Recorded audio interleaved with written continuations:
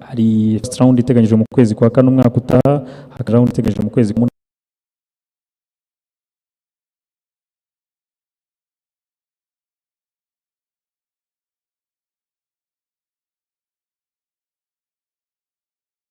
Yes, we like that. We cannot promise victories every time, but we can improve what we are doing and play properly or in a proper way.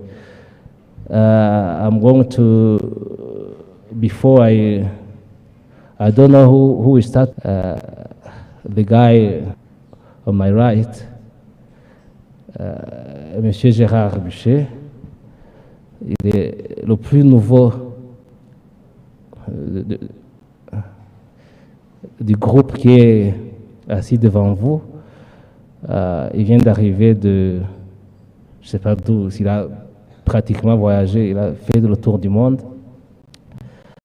C'est une bibliothèque du football. Avec 45 ans d'expérience dans le football, il a joué en tant que footballeur professionnel en France. Il a joué pour l'équipe nationale de son pays, de son autre pays, parce que le Rwanda est son pays aussi. Il a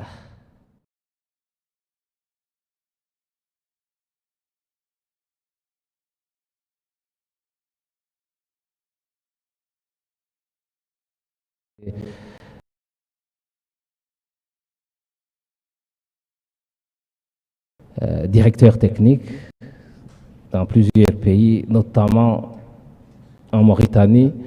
Je crois que c'est il vient de Mauritanie. Il a un plan. Il a un plan pour ressusciter notre football.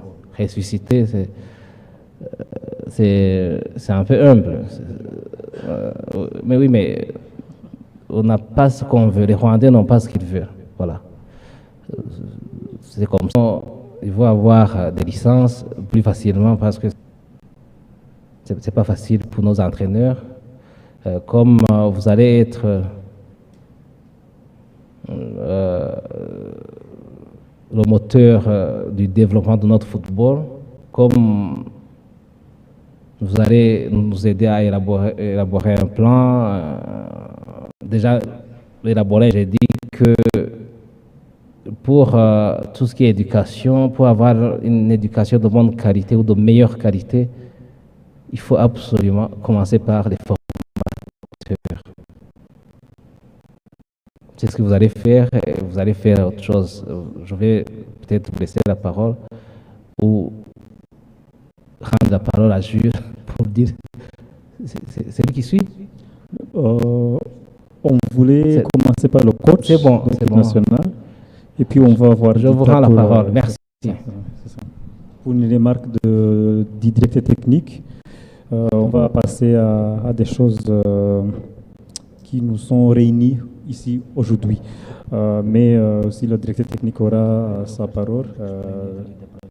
Et je suis certainement sûr qu'il y aura des questions pour vous, venant des journalistes. Donc. Okay, let's start by the announcement of the provisional squad list of the national team, which is preparing for the upcoming friendly match, official match against Equatorial Guinea in Morocco, and another unofficial match, which is also going to be played in Morocco. Let's give the floor to the coach. He will read the names, and I also share the documents to you via our WhatsApp group and other social platforms with the media. Ndayibasangiza nta kibazo aho dusanzwe duhurira mu gihe arimo arayisoma. Thank you. Coach, go ahead. Okay, so first of all, hello, and thank you very much to be here. Thank you for your presence. I want to, before I start, to give the welcome to the new technical director. I'm sure that with his experience, we will work together and we will have much more possibilities to change things. And before to announce the list of the players, I just want to explain, as said the president before, some situations, some things that we are working, especially after the last result in Chan, that as say the president, nobody's happy because the result was not what we expect, this is sure. About this situation, not trying to find excuse, but what is the conclusions that we take after this match. Talking with Federation, we prepare a meeting to try to understand that the results will not come alone. So we have to prepare a plan, we have to be well organized, and we have to ensure is to win as the games and to qualify for the next official competitions. In this way, as you know, we went to play against Ethiopia, in my opinion, with not the best preparation, not enough time. This is why we start to work, just finish this match, to prepare the plan and to try to understand, first of all, that here in Amavubi, in Rwanda, we have two different national teams. One is the players that we have to use in Chan, and second is the let's say the AFCON players, yeah. And this is, let's say, like two different national teams with the two different realities. No, in this is to arrive to play the games as a team, with not enough time of preparation, with no chance to play friendly matches, and this is not the best way to arrive to the official matches. No, and this is why what we are trying to change. We prepare a plan for the change, preparing this team together with different camps before the next qualification match. So we are already fixed the camp in January and in July, because probably the next official match will be in August, including the friendly matches in this plan. And I think in the country we have a very good group of players, which we have to give the possibility to training together and to trust them, and this is our plan. In terms of the AFCON, I think the objective is immediate. It's not a planning. The planning is the FIFA windows. We have to use as much as we can the FIFA windows as we will do now in this case. I want to appreciate the effort of the federation to prepare these friendly matches in Morocco. I know that sometimes it's not easy, but we have to do it, and the plan is clear for the AFCON. So we have the next games against Benin and Mozambique and Senegal in the group, we have is immediately objective. We have to try to qualify, and the players is clear. It's the best players available in the country. Never mind the age. Never mind. So what we are doing, one of the steps is trying to scout also players from, for sure, origin Rwanda, fathers or mother. What we are doing in this step is trying to scout as much players as possible to increase the level of the squad. This is one of the objectives in these two matches in Morocco.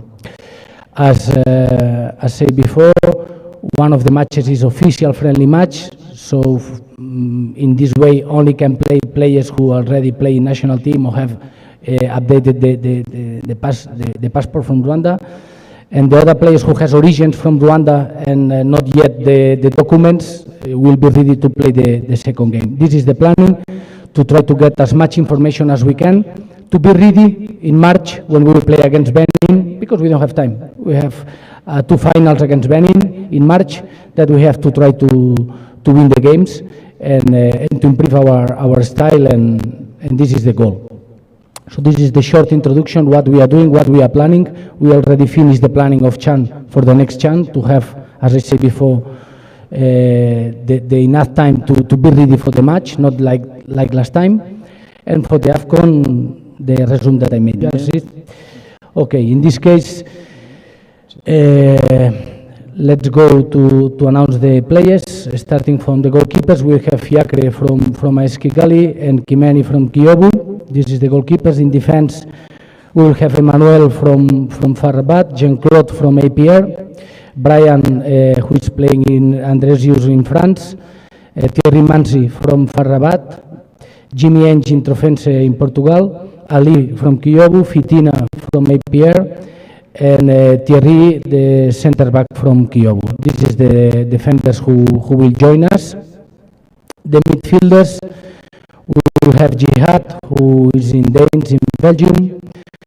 Trey Ryan, who was last team was Standard de Liège. Steve Tanzania. This is the list of the players. In this list, there is 6-7 new players. Some of the other players who are playing in Europe, and we want to keep the control with them, who all of you already know because they joined us before. And some players who was before, years ago, like Steve Ruganguka or Ali, who already play in national team, but for some time now is not playing. So this is the yabivuze ariko yihuta. Harimo abakinnyi benshi bashya batari basanzwe mu ikipe y'igihugu no kugira ngo barebe. Ndabisubiramo, hari umukino officiel tuzakina, ariko numvise baragize ibyago. Ikipe twagomba gukina hari umuntu wabo wapfuye, ariko tugomba gukina match officiel iri kote muri FIFA. Tugomba gukinisha abakinnyi basanzwe bemerewe gukinira ikipe y'igihugu, ariko harimo imikino myinshi twemerewe, dushobora no gukina n'indi, ariko twahisemo gukina indi match itari official kugira ngo koca yemererwe gukinisha abakinnyi batarabona ibyangombwa, ariko tuzi ko bazabibona cyangwa se biri mu nzira. Ikigamije ni ukubareba, ni abakinnyi n'ubundi baba bazaza, ariko kubakinisha babonye nibyo byiza. Iyi liste rero, abakinnyi batarimo ntibaze gufatwa nk'aho hari icyaha bakoze cyangwa se batazagarukamo. Forcément iyo myanya igiye mwabo bashya, hari abandi bagombye kuba bayirimo basanzwe bakina bashobora kudahamagarwa. Gusa nanone kubera ko afite iyi match ya iro official, harimo abenshi n'ubundi basanzwe bakina mwe yahamagaye.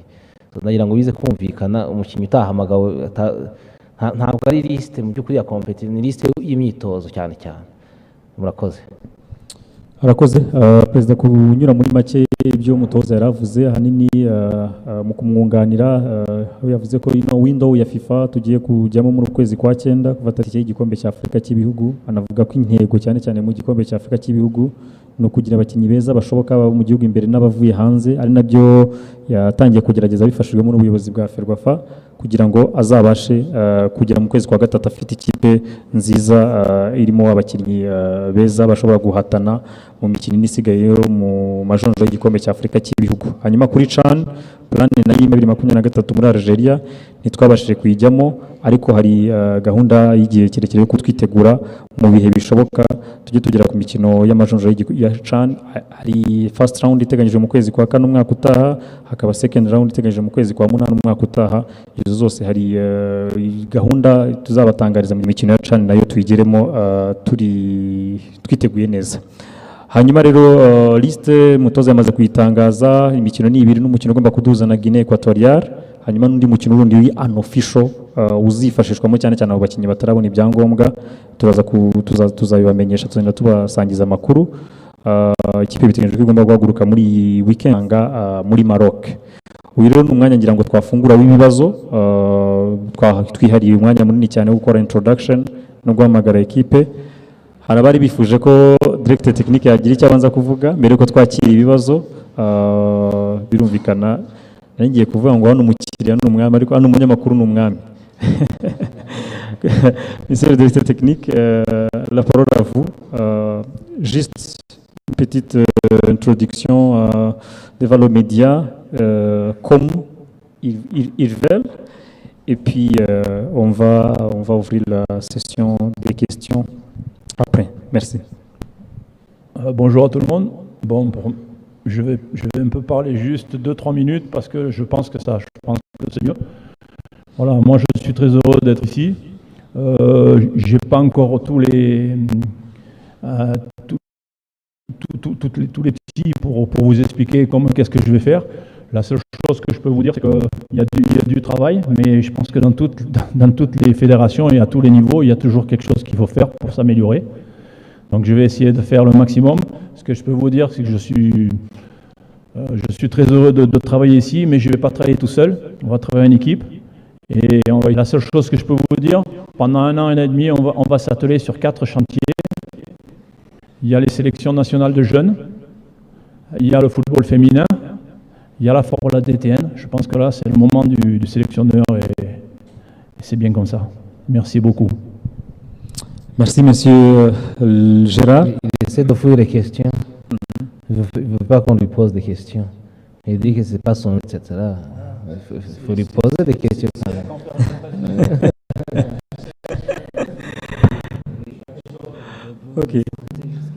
Ok, merci. C'est le jour de la sélection, mais aussi c'est le jour du football rwandais. Donc, c'est tout l'écosystème qui est en considération. Et puis, arakoze cyane DTN mu magambo make mwamwumvishe ko icyo twifuzaga nuko twamutangaje ku munsi w'ejo, twifuzaga kumwereka abanyamakuru ko tuzagira igihe kindi gihagije nibwo agitangira akazi, akeneye igihe cyo kwicara mu akakora isesengura, akagenzura uko ibintu bihagaze, icyo abantu bakwiye gukora mu gihe kiri imbere, hanyuma ibyo byose byamara kuba tayari, byamara kujya ku murongo, tukazagira ikindi kiganiro mushonje muhishiwe, tuzagiteganya kandi kizabaho, ni nabwo hazabaho ibibazo byinshi cyane bishobora kubazwa DTN. Okay, twasubira ku birebana na liste, twavuze ikipe y'igihugu ariko by'umwihariko nkuru, n'abifuza kuba babaza kuri ekipe y'igihugu y'abatsinze imyaka 23 ko nayo iri mu nshingano z'umutoza, ariko ikaba kuri ubu ngubu iri mu biganza by'umutoza wari umwungirije mu ikipe nkuru. Ubwo ni ikipe iri kwitegurira marushanwa y'igikombe cya Afurika cy'abatsinze imyaka 23 bagomba gukina na Libya. Baza mbere na mbere muzakorana n'amaklabu gute, cyangwa se directeur technique azakorana n'amaklabu gute, cyane cyane ko abakinnyi equipe nationale ikenera baba umunsi ku munsi muri ayo maklabu. Hanyuma unatubwire se kuba directeur technique ari umufaransa bafite uburyo bwabo bw'imikinire, hanyuma umutozo w'ikipe y'igihugu akaba ari umunya Espagne nabo bafite uburyo bwabo, u Rwanda rubone identité yarwo y'imikinire. Murakoze. Murakoze. Nitwa Ishimwe Olivier, ndi umunyamakuru wa Nyarwanda.com. Ubutumwa mwakira ubwo ibyo bibazo, icyo nshaka kumenya ibyo bibazo cyangwa se ubwo butumwa mwakira bwoherezwa n'abandi, muteganya ku ikipe y'igihugu, ngira ngo wenda kuri research nk'abo naba ntekereza bararenga nka 30. Umuntu ahangaha yabaza se ko byatinze mbere na mbere guhamagara abakinnyi bakina i Burayi, kubera yuko no mu bahamagawe abenshi bamaze imyaka myinshi bakinira ama ekipe barimo. Nanone kuri iyo ngingo ndabaza ni se ninde mu by'ukuri ushinzwe kumenya abakinnyi bafite uburenganzira bwo gukinira ikipe y'igihugu y'u Rwanda ariko bakina hanze y'umugabane wa Afurika? Mu gihe kizaza ni iki kizakosoka kugira ngo abo bakinnyi bakomeze kuba Afurika? Tuzababona gute, tuzarushaho kubabona gute kugira ngo babe benshi umunsi ku munsi? Then for the coach, last time after the game,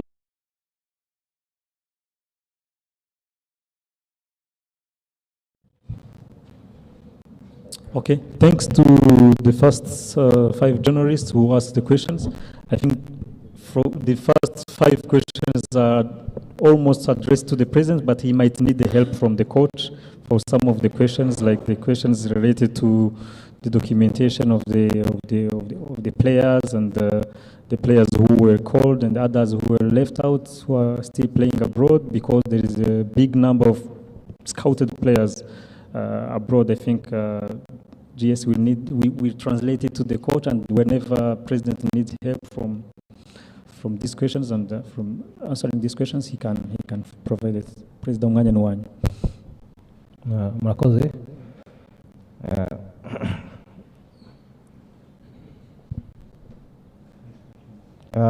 Ephraim arifuza ko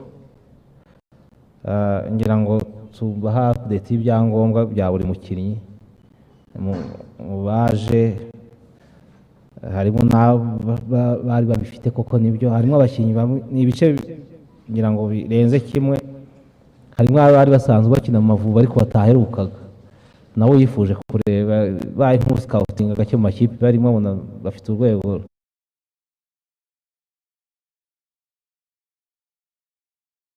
muri scouting, y'abakinnyi ko mugira amakuru. Ntabwo bihita bikunda, ngira ngo no kuri York twagize icyo kibazo, twasanze yari yarakiniye igihugu cya Sweden muri under ages, tujya muri iyo process ya FIFA, tugira amahirwe birihuta kandi ni na byiza nta kibazo. Iyo akina i Burayi abayumva yazakina icyo gihugu cyane cyane iyo akiri muto, agifite icyizere cy'uko baza bakamuhoza muri icyo cyizere. Abenshi birangira bageze no mu myaka mikuru batarahamagarwa. Abashobora kuva muri iyo gahunda yo gukomeza bategereje bakaza gukinira igihugu cyabo cyo muri Afurika ari cy'u Rwanda ni bake. Ni ikibazo kiba no mu bindi bihugu kitaba mu Rwanda gusa. Ngira ngo yifuje ko tujya mu mazina, ngira ngo wese yaraza kuza kumufasha. Ubundi ni ibintu bya team manager kumenya ngo umukinnyi ibyangombwa bye bigeze hano, numva ariyo detail yashakaga. Ariko muri make nta mukinnyi n'umwe wakwemererwa gukina cyangwa se tuzi ko azi umupira tudakontakta. Abataraje hari impamvu bataje, ariko ntabwo twakwirengagiza umukinnyi w'umuhanga. Koca ntiyanabitwemerera, nta nubwo natwe tubifite muri gahunda. Tuba dushaka kugira ngo tuzatsinde mu dushime, n'abanyarwanda badushime bishime, nta nubwo ari natwe bashima. Kwishima ko ni abakinnyi bakina ni abanyarwanda, ni umutungo w'u Rwanda, ntabwo ari ibyacu. Ntabwo twakwima amahirwe yose ashoboka igihugu cyacu, cyangwa se n'uwo mukinnyi ko gukina ikipe y'igihugu nabo birabafasha. Ngira ngo niza kuza gusoza ndaza gusaba ko wese gitanga detail kuri ikibazo cyawe. Icya kabiri ni cy'umunyamakuru wa City Radio, nawe aribanda cyane ku bya DTN, directeur technique, akavuga ati gushyiraho systeme y'umukino, systeme y'u Rwanda muzabiye. Aranibaza ate ko directeur technique akomoka mu Bufaransa, coach w'ikipe y'igihugu agakomoka muri Spain, bizahura bite? Ubundi ntabwo ari ibintu biruhije cyane gutandukanya. Akazi ka directeur technique ni uguhera hasi, nk'uko nawe ubwo yabyivugiye, kujya mu mikino y'abakiri bato, akerabora porogaramu, gahunda, agashyiraho iyo sisiteme y'imikinire. Ethiopia mu myaka yashize bafashe, murabona ko hari aho bibagejeje. Bizahura rero bihuriye mu maklabu, ariko nta kintu muri football, ariko nibura sisiteme ikaba ihari. Sisiteme rero ihari cyane cyane ifata ku bakinnyi bato, abana n'abatoza, byanze bikunze n'idomina mu gihugu. Niko bikorwa, ni nako bizagenda hano. Mu bijyanye n'inshingano za directeur technique, kuzihuza n'iza coach, bashobora kuba batekereza systeme zitandukanye. Icya mbere uwabibajije yabibajije abyitiranya n'igihugu, ariko ni mu mutwe. Umuntu wese ni umwarimu, afite porogaramu ye, afite skills ze mu mutwe, ntabwo zihuriye n'igihugu akomokamo. Ngira ngo ibintu bya football ni tekinike abantu bagomba kuba banarimo. Ava no mu bindi bihugu byinshi agatanduka, akigisha ibi, yahava akavuga ati iki gihugu gikeneye ibi, akaba yabihindura. Ntabwo bifite aho bishingiye cyane cyangwa se bihuriye cyane n'igihugu umuntu aba akomokamo.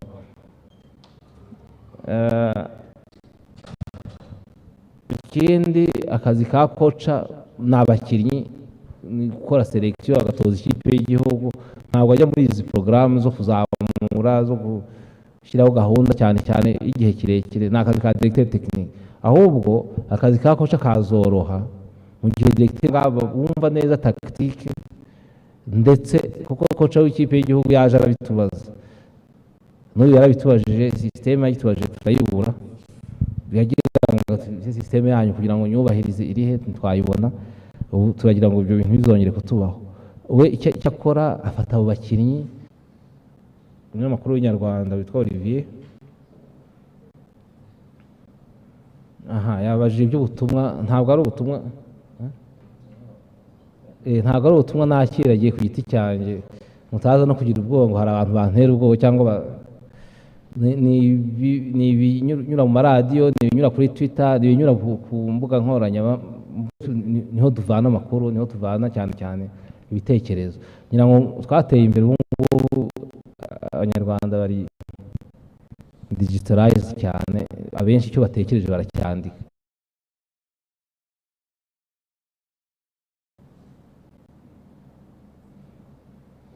Avuga ko abakinnyi bo hanze ari benshi cyane, ngira ngo mbere nubwo bose wabana ntabwo kocha bose abahamagara, ntabwo abakinnyi bose bajya mu ikipe y'igihugu. Ikindi cya kabiri, ntabwo abakinnyi kuba bakina hanze ubwabyo biba bivuze ko ari abahanga kurenza bari hano. Hari muri sezo akayikubwira akaba yanayikwereka, cyangwa se ntaheruka gukina.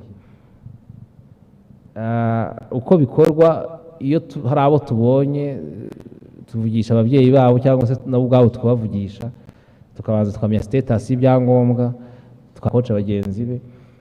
Turamushima cyane, inshuro nyinshi aranabyikorera, akavuga n'abatoza bagenzi be, umukinnyi bakaba banamumuhamagarira bakavugana bitaziguye cyane. Ku kibazo cy'ushinzwe kubakurikirana ni federation, ni manager nawe, hari ababanza kugorana ariko amaherezo bakemera. Hari n'abo dutegereje iyo myaka kwishyira, ari ukubwira ati tegereza umwaka wa 23 nushyira batahamagaye nzaza. Barahari izo case mbabwira, zirahari, ntabwo ari ukubabeshya. Aravuga ko dukeneye abakinnyi benshi, nibyo, niyo mpamvu dushyiraho izi gahunda, ariko nta nubwo tubakeneye hanze gusa, tubakeneye na hano. Ngira ngo base ni hano, ntabwo tukwiye gutekereza cyane cyane hanze gusa, ariko nidukora ibya hano abana bacu. Hari nubwo abana bajya no mu kibuga cyangwa se abakinnyi ukabona barakina ibintu bitandukanye, bakina hanze baba bafite byinshi bamenyereye ku buryo umuntu yifata, cyane cyane ku buryo buri tactique barakurikira cyane. Rimwe aho bamubwiye guhagarara ukabona arabyibagira havuye. Ibi byose ni ukutamenyera iyo mikorere ya kinyamwuga, ariko noneho na hano bibaye n'ibyo mwakoze. SG uri ready kugira icyo uvuga ko kamanze be?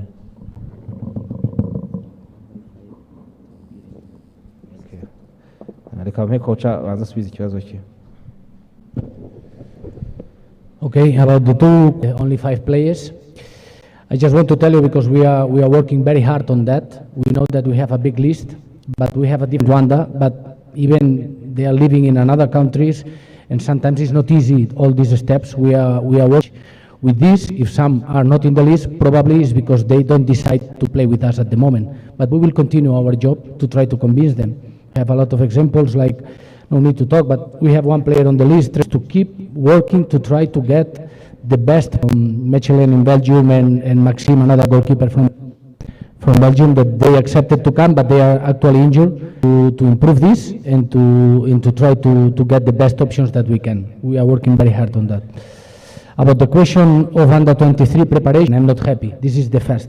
But after that, was 2 months together, and they play 5 games before our game to prepare the game. Yeah, and this is the reality.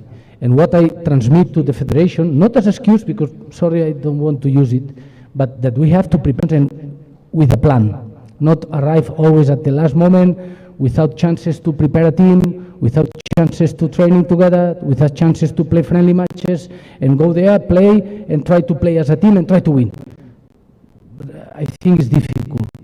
And what I transmit is this, but just for you and to clarify for everyone, not as an excuse. We lost, I hand up, I was the coach, and I'm responsible of the loss. It's clear. I don't want to use this as an excuse, but what I want is to change the situation, to try to understand for everyone that, especially in our meetings, to try to prepare a plan to be in better organization. That's all. If you tell me, yes, coach, and with this planning you will win, and we will have more chances, and we will be more ready, and maybe we will play as a team, because now we are not playing as a team. And this is what I try to transmit, but never to use as excuse, okay? Just to clarify this. And as you say, as under 23, preparation is the same, because the planning you have to preparing with time. And all the planning for 2022 is already prepared. What we are working is to prepare the planning for the next steps for the next year in all competitions, to have enough time, enough planning, and to this we have to do it with time. And sure, I am agree with you, not as an excuse, but under 23 have the same situation, that no time to play friendly matches and not the best preparation. This is the reality, and this is in what we are working to try to change. Hope I answer you this. icyo yari adusabye tusobanurira Ephraim ku kigendanye n'abakinnyi, ngira ngo byinshi coach yabivuze, kuko urutonde dufite umutoza yari yaduhaye n'urutonde runini. Ngira nk'uko mubizi muri process twohereza invitations ku ma equipe dusaba abakinnyi, abenshi rero biterwa na contrat bafite, hari nabo bisaba ko tuvugisha aba agent babo, kuko ariwe uba ufite uburenganzira bwo kwemera ko yava no muri club bitewe n'uko yasinanye n'umushinzwe. Ibyangombwa rero turi gushaka ku bakinnyi ni ibyangombwa bisanzwe, ntago wenda tuza kubabwira izina ngo Ephraim arabura irangamuntu, Eric arabura ifoto. Ni ibyangombwa byo kugira ngo twuzuze ibisabwa nk'uko perezida bivuze kuri liste y'ibyo FIFA ibisaba. Nk'uko mubivuga, abakinnyi benshi nyine mubona mu buryo bw'itangazamakuru bisomye kuri liste ubona ko ari umunyarwanda, kubera ko ushobora kubuzina n'umubyeyi we umwe cyangwa babiri muri bo, ariko ntabwo uzi status ye aho aba ahari nkandi. So rero abo ngabo benshi nibo turi mu biganiro nabo, usanga umwana yaravukiye hariya, ni umukinnyi, ni umunyarwanda, cyangwa se afite umubyeyi umwe umunyarwanda, hanyuma aranifuza kuza, cyangwa n'umubyeyi umwe n'ibyangombwa twuzuza natwe turamwohereza passport. Icyo rero si ikintu kiba mu munsi umwe, ni nyuma y'uko tuganiriye, ni nyuma y'uko club yemeye kumuduha. So nizo process turimo, ari nk'ubu twinjiye mu kanya hari udusubije, aribwo club icyemera n'umukinnyi akivuga ko azaza. Navuga ko rero process turimo y'ibyangombwa, nta ufite ikibazo kigoye cyane ngo turi kunegosiya dushaka kumuhindura, yari umukongo turashaka kumugira umunyarwanda, ntago ariyo case turiho. Sinzi niba turi kiriya kuri icyo. N'ubu ngubu ngira ngo mbahaye nk'urugero rworoshye, mu ikipe y'abatareje 23 abakinnyi turabahamagara, hanyuma ugiye kumutwara ugasanga umuntu afite irangamuntu. Ubu na hano bavuze ngo tugende uko twicaye ahangaha Ferwafa media team, ushobora gusanga hari utajya mu ndege. So n'utwo tuntu tuzamo ntago ari ikindi cyangombwa kindi, ugasanga arabura irangamuntu ituma atahita abona passport. Nk'ubu turabafite muri under 23 bakina shampiyona, ariko ugasanga ku bibazo byo muri NIDA hari ikintu bamutumye yari yararetse yarateretsaho. Uyu munsi tumuhamagaye ukajyayo dusanga ngo ntarafotorwa. So ubwo hari igihe tugora mukaza kubona list irahindutse, mukabona izina muhire rivuyeho, mukibaza ngo umutoza aramusize, kumbe nuko ataruzuza bya byangombwa basabwa. Mboneraho no gutanga ubutumwa ku bantu bari umupira w'amaguru, cyane cyane abanyamakuru, kudufasha kugira ngo abakinnyi n'abandi bagerageze kugira ibyangombwa kubera baberegiriye. None nitumuhamagara abari conforme cyangwa se yujuje ibyangombwa. Nibaza ko ari uko nabibabwiraho muri rusange nka status y'abakinnyi dufite. Murakoze. Thank you. Let's take another set of questions, which is going to be the last. If you allow me, and same procedure. Murazanga, Harigoga, Romario, Arjinyonza, Axel, na Jean-Luc.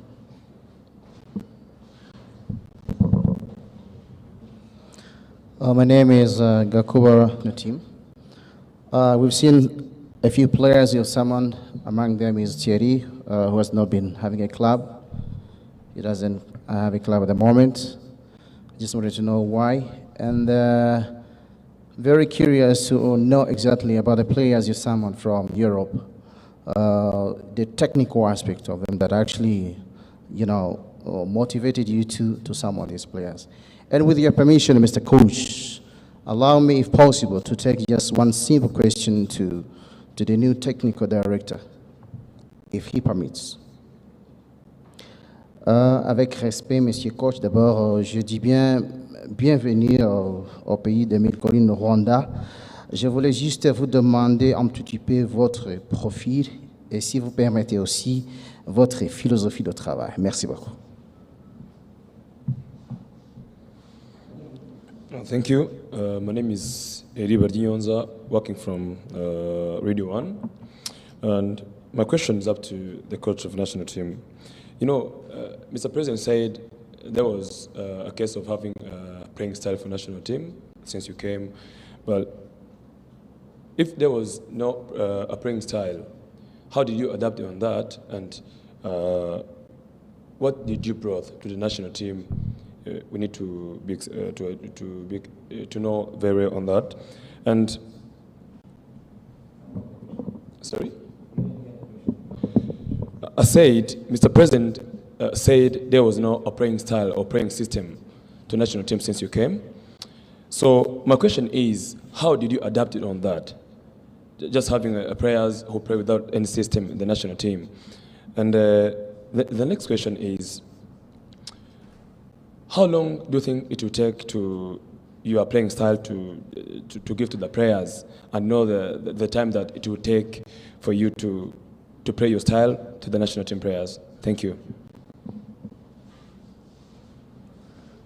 Ngiriwe. Nitwa Jalik Imfurayacu. My name is Jalik Imfurayacu. I'm working with BNB FM Omwezi. I have two questions for the head coach of our national team and two questions to Mr. President of Ferwafa. Let me start with the head coach of our national team. You have signed the contract of 1 year only back in March. We saw that CAF changed the date of our matches. I was checking on the list. We will play against Mozambique and Senegal in June. Will you still be there? Have you started negotiation to continue with Ferwafa? If possible, so Mr. President Olivier, nawe yaza kugira icyo abitubwiraho. My second question is about your assistant coach, Jimmy. I saw that you decided to take him in your staff. Is he going to stay with you in the national team as one of your assistants, or after the U23 games, he'll go back and then if he returns in your staff? The question of Manzi, my brother has asked it. Ikindi kibazo ndashaka kubaza Perezida wa Ferwafa. Twari twumvisha amakuru ko bishoboka ko hari bamwe mu bakinnyi bashobora kuhabwa ubwenegihugu, bigaragara ko hari icyo bafasha equipe nationale niyo baba atari abanyarwanda. Turabibona ko bikorwa mu yindi mikino, muri basketball byarakozwe no mu yindi mikino. Ese bite mu gushaka talent, kuko twumva ko mission ya head coach ni ukubona qualification ya AFCON. Rimwe na rimwe umuntu arebye abakinnyi dufite urwego rwabo par rapport yabo tugomba guhangana, ubona ko rimwe na rimwe n'igihe binagoye ko ushobora kuba warivariza na Benin na Senegal na qualité y'abakinnyi dufite, ariko no mu bindi bihugu biteye imbere umupira nta mupaka ugira birakorwa. So biti ku Rwanda mu mupira w'amaguru iyo option yabitekerezwaho ko abakinnyi bamwe bigaragara ko bafite talent, notamment hari amazina nabona agasirikira muri media nk'umunya Cameroon Willy Onana, higeze kuvugwa umwataka entraîneur higeze guproposa. Bite icyo cyo mugira ikintu mukibwira abanyarwanda? Birashoboka ko umukinnyi ufite impano koko ishobora kuba yafasha ikipe y'igihugu, abantu bakabona ibyishimo byo gusubira muri AFCON, ashobora kuba yahabwa ibyo byangombwa akaba yakinira ikipe y'igihugu. Ikindi kibazo nkubaza, technical director yatinze kuboneka, cyari ikibazo cya mikoro, cyari ikibazo giteye gute? Ese ubu yabonetse? Monsieur Gerard ni umukozi wa Ferwafa, ni umukozi wa Minisports, ninde uzishyura ibigomba kumugendaho? Ku kindi kuko ari equipe nationale, reka profite nacyo nkibabazeho kubw'amahirwe mwembi tubafite imbere yacu, yaba perezida yaba na secrétaire général. Hamaze iminsi azenguruka ishu y'amasita n'Amavubi. Bite Amavubi ubushize numvisha ibisobanuro mwatanze i Huye, ku ruhande rwanjye nsa nk'utanyuzwe neza kuko equipe nationale tukimaze plus de 7 ans cyangwa 8 ans yambara ibintu bimwe kandi ubona ko bitari byiza. hari hatewe intambwe yo gushaka umufatanyabikorwa wakwambika equipe nationale. Twumva ko habayeho gusinya contract hagati ya Ferwafa ndetse na Masita yashyizweho umukono na Secretary General wa Ferwafa. Iyi case igeze agana he? Mugira icyo mwitubwiraho, ese ko twumva ko mu gihe itakubahirizwa dushobora kuba twafatirwa n'ibihano nk'u Rwanda, ariko by'umwihariko nitaba Masita, niyo yaba Nike, niyo yaba Adidas, niyo yaba indi company, ariko equipe nationale yacu ikagaragara nk'iyambara imyambaro myiza binashobotse ikaba yashakirwa n'imodoka yitwara koko ku buryo Amavubi atambutse abantu babona ko ari equipe nationale. So before the end of my questions, head coach, I saw that you called some players who are still under 20, even under 17, like Sahabo, who is playing with Lead. I thought that it wasn't good for him to play for the U23. If is it possible that he can play for the under 23? That's why I asked this. Thank you.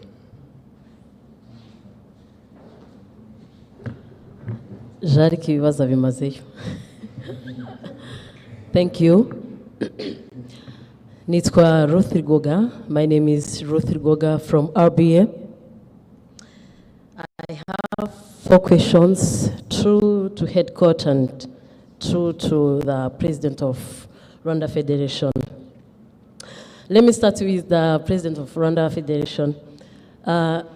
President, nibyo nyuma y'igihe kitari gito tubonye deteni mushya, ariko abantu bose baribaza kuko na mbere wenda mvuze nk'uwaherukaga mbere ye wabanje kugenda mbere ye yahoranaga ama excuse avuga ko adafashwa kugira ngo agere ku migabo n'imigambi ibyo yiyemeje kugira ngo abigereho. Ese deteni mushya Gerard muraza kumufasha gute muri iki gihe cy'imyaka 2 ku buryo byaza gutanga umusaruro mu ntego nyamukuru yatugejejeho yifuza kuzageraho mu masezerano n'ibyo mwamusabye kuzageraho? Icya kabiri, tumaze iminsi twibaza, tugeze amahirwe turababonye, tubona nk'ubu dufite abakinnyi bari munsi y'imyaka 23 banatangiye umwiherero bari mu myitozo bitegura kwerekeza muri Benin, ariko se ni byiza mwatangije amarushanwa y'abakinnyi bakiri bato, gusa ntago iyi staff technique iriho uyu munsi ari staff technique ihoraho ku buryo wavuga ngo bafite inshingano zo gukurikirana abo bakinnyi kugira ngo iyo mikino nijya gukinwa bazabe bafite ahantu baturuka. Mem na equipe cyane mu minsi ishize twarabonaga ko ari umutoza head coach Carlos wari ufite, ariko abafite n'inshingano zo gutoza equipe nkuru senior. Mwaba mutekereza muri izi gahunda nshya murimo kutubwira ko hari igihe kizagera tukabona staff technique zihoraho yabari abo bari munsi y'imyaka mito ndetse na equipe cyane ku buryo wasanga uri head coach par exemple nka coach Carlos akaba ari we uhedinze noneho babatoza bari hasi bafite yabari abo bari under ages ndetse na equipe cyane. Ibyo byari ibibazo byajyaga kwa president. Noneho ngiye ku mutoza wa equipe nationale head coach Carlos. The first question, you said is not an excuse to lost or to missing to be in Algeria 2023 in Chan, but what was missing in your preparations to miss in Chan 2023? That's my first question. The second is, would you planning to play another friendly game in Morocco? After Guinea Equatorial, you can play another game. Thank you.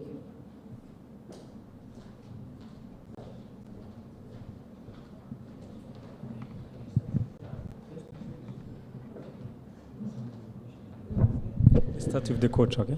Okay, let's try to answer everything. If I forget something, just please remind me. Okay. Okay, the first question, I think it was about Thierry. Sorry, because I am talking in general. I don't remember exactly who made the questions. Yeah. Okay. So about Thierry, as you say, this is true. Actually, he don't has a team. But I think also sometimes we as a federation, we have to take care about our players, especially when is players who can be important in our future. No, is the case of Thierry. Is a younger who was playing in Europe, now was in Morocco playing, and he resigned this summer. It's not like 2 years he's not playing. He resigned his contract this summer, and it's true he's not playing, but I decided, as I said before, to use all the FIFA, one of the part in the project of AFCON is to use all the FIFA windows to try to create a team as much as possible, considering that this window that we are using, we want to try a lot of players, no? But as I say also, some of them will be important probably against Benin in our official match, and it's the good moment to help one player who for me will be important in these matches, even now that I know that he's closing the deal with a new club. But yeah, it's true, he don't have team since summer, but I think it's important for me to keep my job with Thierry. About the technical or the system that we are talking, yeah, this is why one of the reasons as we prepared the big meeting last Monday with Interwafa and with the ministry to change some things, because if we want to get something as a team, we need time. It's not matter about, because in football we don't have a lot of time, especially I know, as a coach, we don't have a lot of time. We know that we are expecting results and this is our job and we know it. But to use all these camps, which I say before, will help us to play better as a team, to develop a system.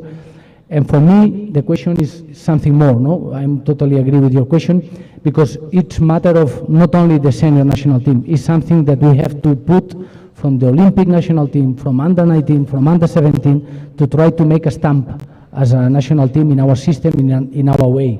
It's something that will help us also to the first team, to make something from the base and to following from the senior national team. And for sure, this campus that we are talking, that we prepare in January and in July, before the August official match, will help us to develop this system, as you say. About my contract, someone also asked about that. I think in football, all of you know, I'm not worried, even if I have 5 years contract.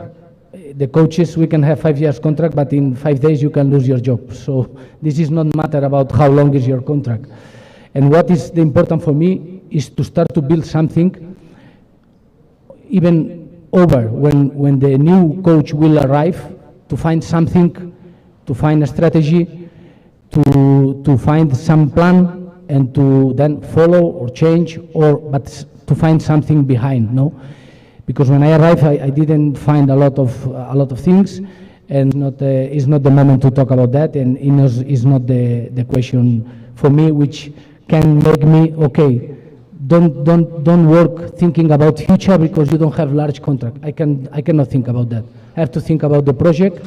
I am worker of Fairwafa, and I have to work until last day thinking about what is the best for Fairwafa, for the club or the federation who already contract me. So with this is for me clear and it's not a problem if you ask it for me.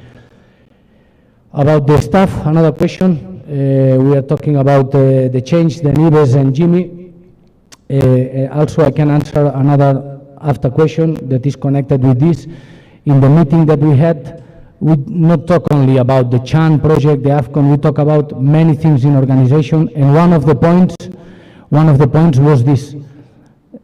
I need to, not me in federation, but also me as a head coach of national team, I need to have a permanent staff, coaches, to work together, to work as a system, develop a system from under federation to work together in all the teams, no? And this is something that we cannot repeat the same mistake than now, that we have a game of Olympic national team. I am the